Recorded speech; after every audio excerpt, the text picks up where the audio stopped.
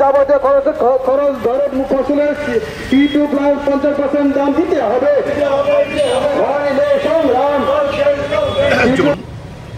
2023-এর 28শে June কুমারঘাটে উল্টুরথ হয়েছিল। 10 জন লোক মারা গিয়েছিলেন বিদ্যুৎস্পৃষ্ট হয়ে। মুখ্যমন্ত্রী গিয়েছিলেন, মুখ্যমন্ত্রী গিয়ে বলেছিলেন 7 দিনের মধ্যে আমি তা তদন্ত করে সমস্ত যারা মারা গেছেন তাদের পরিবারকে চাকরি দেব হবে সবকিছু। দেখা গেল আজকে 1 বছর হয়ে যাওয়ার মুখ্যমন্ত্রীর আশ্বাস বিধানসভায় যখন উঠেছে বলছে আমি তদন্ত রিপোর্ট এসছে, এটাকে আমার পছন্দ হয়নি, ঠিক হয়নি। 1 বছরও হয়নি। এই লোকগুলো আমিও মাঝে কিছুদিন গিয়েছিলাম, তারাও তো বেশিরভাগই আমাদের কৃষক পরিবার। আরেকটা বিষয় দেশের মধ্যে উপস্থিত হয়েছে, তারা সরকারে জিতেছে, মুসলিমরা নাকি ভোট দেয়নি। ছত্তিশগড়ে 3 জন কৃষক যারা গরু ব্যবসার সঙ্গে যুক্ত পিটিয়ে হত্যা করেছে গোরক্ষকরা। উত্তরপ্রদেশে, মধ্যপ্রদেশে, তারপরে হিমাচল প্রদেশে এই সংখ্যালঘু মুসলিম সম্প্রদায়ের উপর একের পর এক অ্যাটাক হচ্ছে। এখন পর্যন্ত 6 থেকে 7 জন খুন হয়েছে।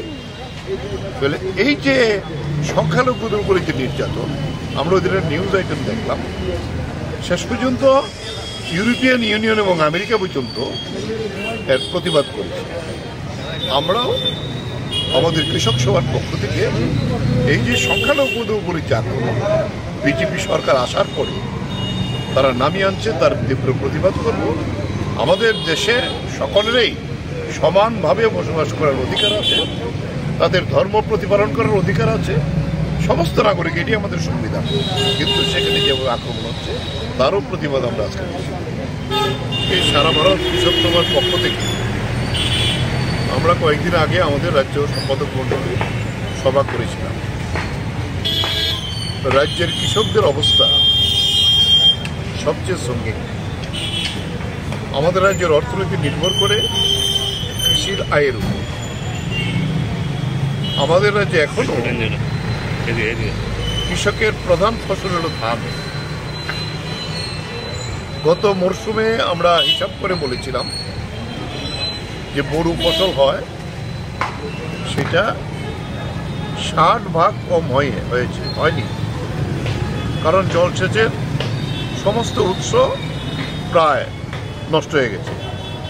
শুধু উদয়পুর, সোনামুড়ার জলা জায়গা যেগুলো আছে সেখানে ফসল হয়েছে। তাহলে এই জায়গায় দাঁড়িয়ে পরপর 3টা প্রাকৃতিক দুর্যোগে বিপর্যস্ত হয়েছে ধান, সবজি সহ সমস্ত ধরনের ফসল। আমরা মুখ্যমন্ত্রী, তারপরে হলো কৃষিমন্ত্রী, খাদ্যমন্ত্রী, চিফ সেক্রেটারি, আমাদের জেলা মহকুমাগুলো ডিএম, এসডিএম, কৃষি দপ্তরের যারা আধিকারিক, সবার সঙ্গে আমরা কথা বলেছি।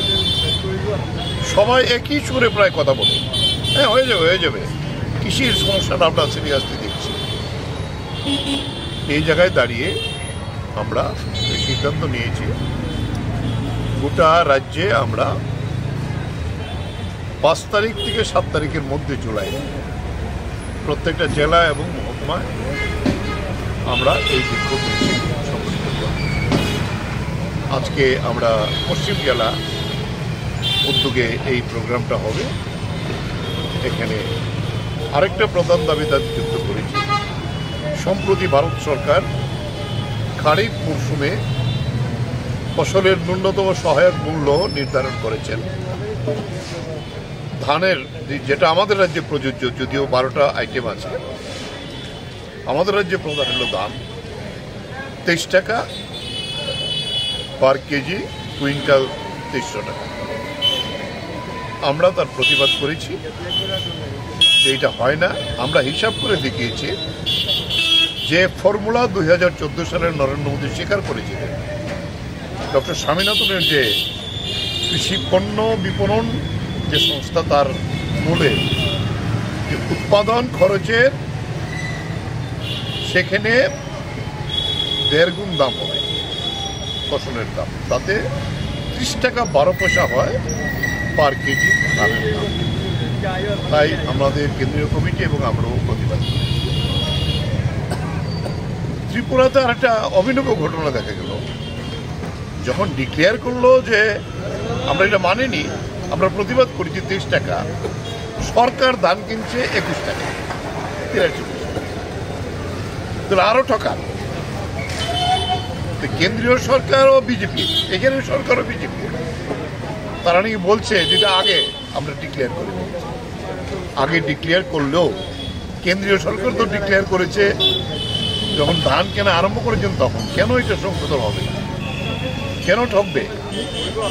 এই জায়গায় দাঁড়িয়ে তারপরেও এই ধান কেনার ব্যাপারে আমরা যেটা দেখছি, তারা সেখানে কেরিং দিতে হয়, ভিজা যে ইত্যাদি থাকবে তার জন্য 5% লেস দিতে হয়, তাহলে কৃষকের থাকবেটা কি? উপরন্ত আমরা আরও কতগুলি ফসল, যেমন সবজি প্রচুর ক্ষতি হয়েছে, বাজারে কোনো সবজি নাই, বাইরের যদি সবজি না আসতো কাঁচামরিচের দাম 300-400 টাকা পর্যন্ত আগরতলার বাজারে হয়ে গেছে, বেগুন 150 টাকা, প্রতিটি জিনিসের দাম বাড়ছে, কারণ ফসল নষ্ট হয়ে গিয়েছিল। এই জায়গায় দাঁড়িয়ে এগুলি করার জন্য যে ক্ষতিপূরণ দেওয়ার কথা, আমরা পরশুদিন মতো দেখলাম আমাদের মিটিংয়ের পরে আমরা আপনাদের ডেকে আমাদের সাংবাদিক সম্মেলন করেছিলাম। সামনে পঞ্চায়েত নির্বাচন আসছে, গ্রামের মানুষই তো পড়ছে, কৃষকরাই তো পঞ্চায়েতের মূল শক্তি। এখন বলেছেন আমরা 81,000 কৃষককে দেব। কবে দেব? 4 তারিখ জুলাইয়ের মধ্যে, মানে এর মধ্যে পঞ্চায়েতই ক্লিয়ার হয়ে যাবে। এইটা আগে দেওয়া হলো না কেন? তবে আমরা বলবো যে আমাদের সমস্ত দিক থেকে যে আমরা যে চাপ সৃষ্টি করছি, প্রতিবাদ করছি, আমরা দেখা করছি, আপনারা সাংবাদিকরা এই জিনিসগুলো বিভিন্ন জায়গাতে লিখছেন, বিভিন্ন ঘটনা আমাদের ছাড়াও আপনারা তথ্য সংগ্রহ করে বিভিন্ন পত্র পত্রিকায় মিডিয়াতে আপনারা এগুলো প্রচার করছেন, তার চাপে পড়ে সরকারকে স্বীকার করছে। কিন্তু এইটাকে আমরা কৃষক সমাজ কিন্তু বিশ্বাস করছে না।